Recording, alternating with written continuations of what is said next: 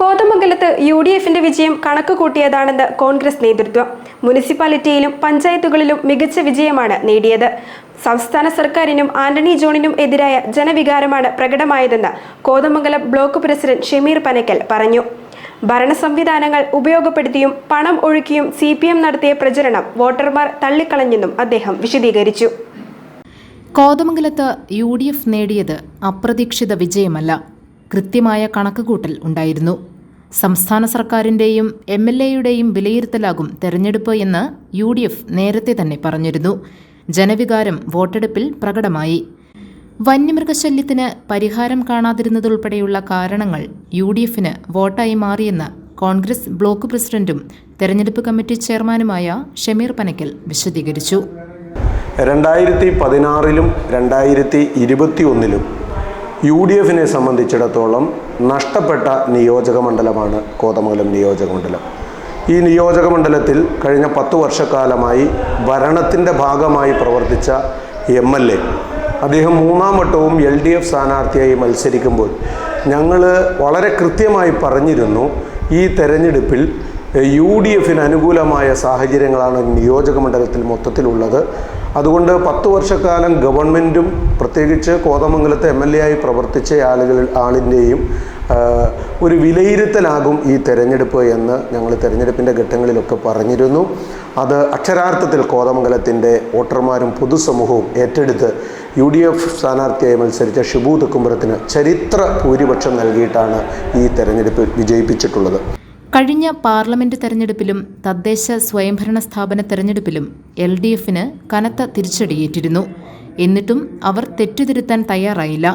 ഭരണ സംവിധാനങ്ങൾ ഉപയോഗപ്പെടുത്തിയും പണമൊഴുക്കിയും LDF നടത്തിയ തെരഞ്ഞെടുപ്പ് പ്രവർത്തനം ജനങ്ങൾ തള്ളിക്കളഞ്ഞു. ലോക്കൽ ബോഡി തെരഞ്ഞെടുപ്പ് വന്നപ്പോൾ 8 പഞ്ചായത്തുകളിലും നഗരസഭയിലും ബ്ലോക്ക് പഞ്ചായത്തിലും ജില്ലാ പഞ്ചായത്തിലുമൊക്കെ UDFൻ്റെ സർവാധിപത്യത്തോടു കൂടിയിട്ടുള്ള റിസൾട്ടാണ് ലോക്കൽ ബോഡി തെരഞ്ഞെടുപ്പിലുണ്ടായത്.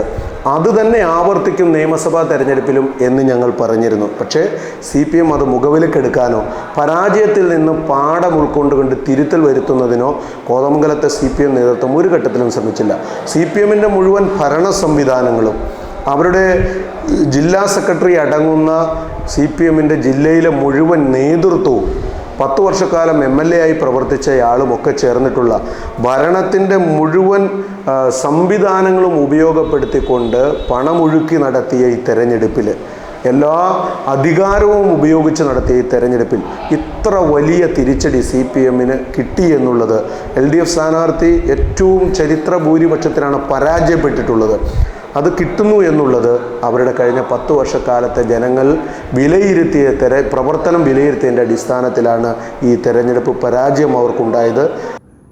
ജനങ്ങൾ ഏൽപ്പിച്ച ഉത്തരവാദിത്വം നിറവേറ്റും. കോതമംഗലത്ത് പുതിയ വികസന സംസ്കാരം കൊണ്ടുവരും. ഷിബു തെക്കുംപുറത്തിൻ്റെ നേതൃത്വത്തിൽ അടുത്ത 25 വർഷം മുന്നിൽ കണ്ടുള്ള പദ്ധതികൾ ആസൂത്രണം ചെയ്ത് നടപ്പാക്കുമെന്നും ഷമീർ പനക്കൽ വ്യക്തമാക്കി. 100% അതിൻ്റെ യഥാർത്ഥ ഗൗരവം ഉൾക്കൊണ്ടുകൊണ്ട് 5 വർഷക്കാലം ഈ നിയോജകമണ്ഡലത്തിലെ അരികുവൽക്കരിക്കപ്പെട്ടു പോയിട്ടുള്ള സാധാരണക്കാരായിട്ടുള്ള എല്ലാ വിഭാഗം ജനങ്ങളെയും ചേർത്ത് നിർത്തിക്കൊണ്ട് ഇവിടെ വികസനത്തിൻ്റെ ഒരു പുതിയ സംസ്കാരം, വികസനത്തിൻ്റെ ഒരു പുതിയ ഒരു വേർഷൻ ഞങ്ങൾ ഈ നിയോജകമണ്ഡലത്തിൽ കൊണ്ടുവരും. കോതമംഗലം 25 വർഷങ്ങൾ പ്ലാനിംഗ് നടത്തി 25 വർഷം കഴിയുമ്പോൾ എന്താകണമെന്ന് തീരുമാനിച്ച് 5 വർഷക്കാലം കൊണ്ട് അതിനു വേണ്ടുന്ന വിത്തുപാകുന്നതിനും പ്രൊജക്റ്റുകൾ കൊണ്ടുവരുന്നതിനും വേണ്ടിയിട്ട് ഈ അവസരം ജനങ്ങൾ ഞങ്ങളിൽ ഏൽപ്പിച്ച ഈ വലിയ ഉത്തരവാദിത്തം ഞങ്ങളത് പൂർണ്ണമായും നടപ്പിലാക്കും എന്ന് കോതമംഗലത്തെ ജനങ്ങൾക്ക് ഉറപ്പു നൽകുകയാണ്.